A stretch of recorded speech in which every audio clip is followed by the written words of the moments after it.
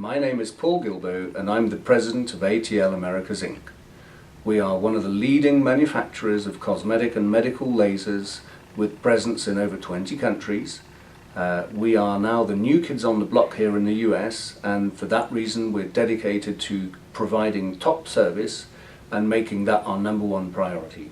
Our E-beam, which is the CO2 fractional laser, is a very dependable and affordable machine which gives you spectacular results, and we have our global cure, which is a Q-switched ND-YAG, and that is comparable to any of the leading machines on the market today. When carbon dioxide laser resurfacing first came out over 15 years ago, it revolutionized facial rejuvenation. There really was nothing like it that could improve the appearance of the face. However, we quickly found out that the side effect profile could be difficult. A significant percentage of patients are hypopigmented, and there could be prolonged healing and erythema. Fortunately, just a few years ago, fractional resurfacing became available, and quickly this was applied to carbon dioxide technology. So now we have fractionated CO2 lasers. These are wonderful rejuvenation machines capable of producing results close to the original ablative carbon dioxide lasers. One of these new lasers is the E-beam, which is from ATL, which I've been using for the last few months at my office in Florida. I've been very pleased with the results of it. First, it's ergonomic and easy to use. It's got a pattern generator, which has a large 2 by 2 centimeter spot size. It's rapid. We can do a whole face in about 15 minutes. And importantly, it's a very affordable laser, which I think is helpful for a lot of people because, as you know, laser technology, although it's wonderful, it's a very expensive technology.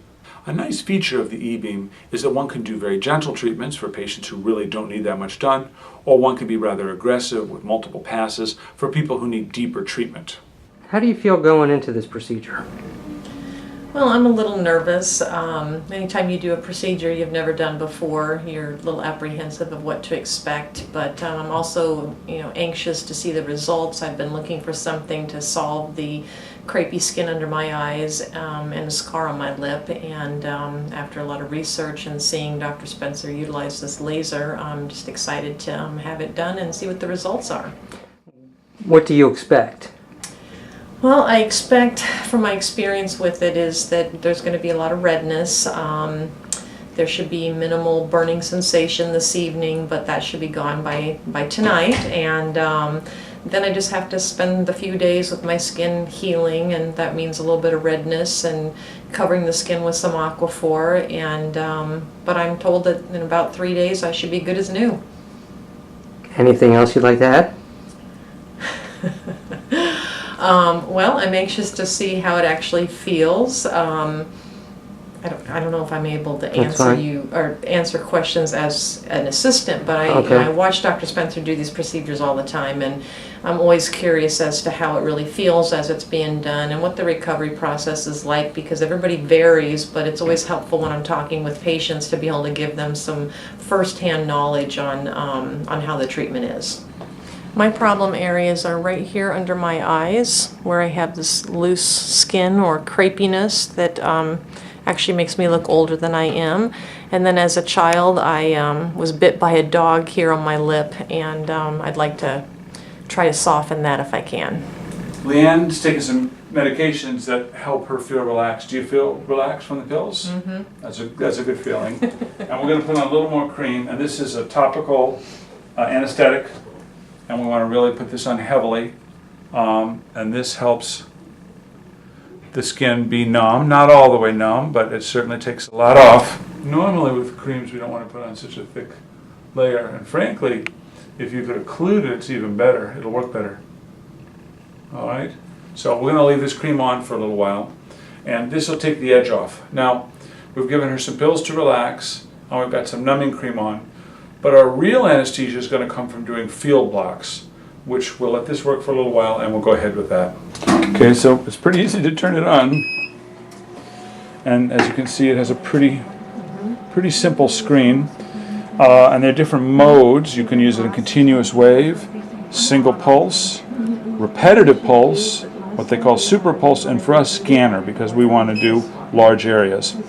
Now, We can control power, so we're going to go up.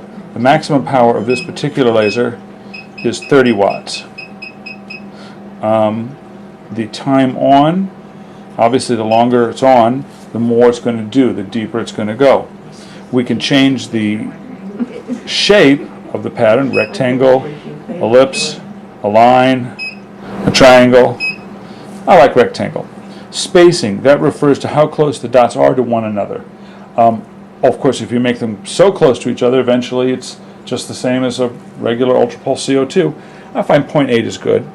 And we've got a 2 by 2 millimeter spot, so these are the parameters I'm going to use on her, and we'll do her forehead first, okay? Now you're going to hear a noise, okay?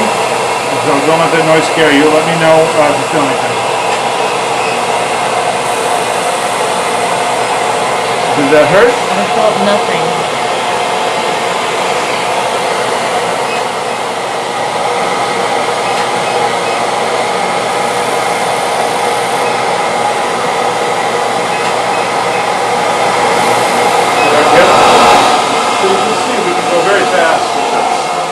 So we'll finish up her forehead.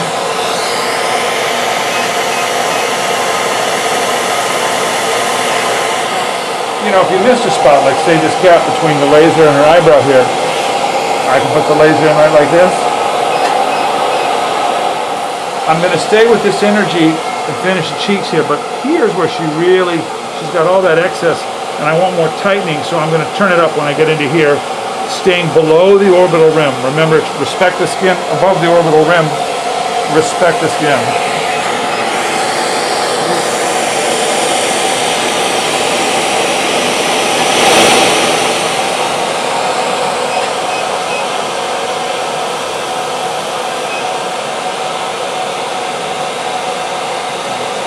How sticky that cream is.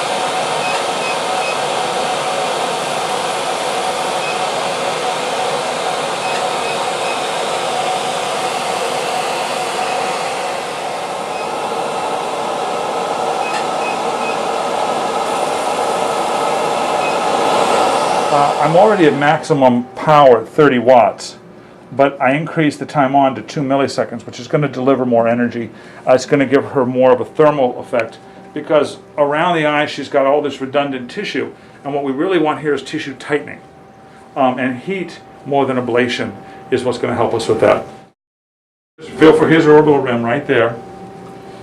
So I'm going to come and notice this is a nice trick. I've got the steel in place.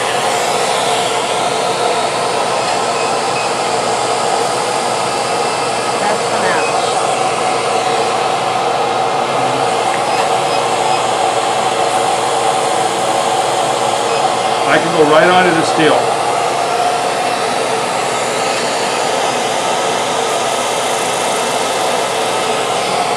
And I don't know if you can see it, but we're getting a little tissue tightening and a little motion of the skin.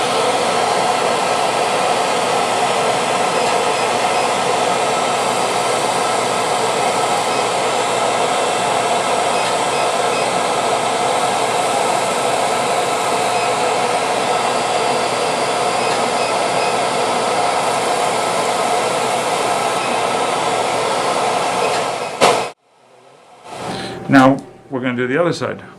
And again, feeling for the orbital rim. You don't want to treat the skin above the orbital rim at high energy. But the skin below the orbital rim, we do. And notice that I can zap this steel. So I can zap right onto the eye shape.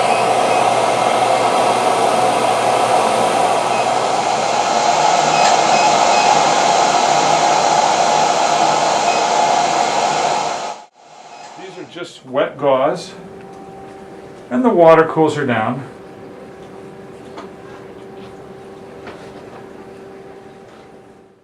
We're just going to use Aquaphor, which is a very heavy petroleum jelly type product.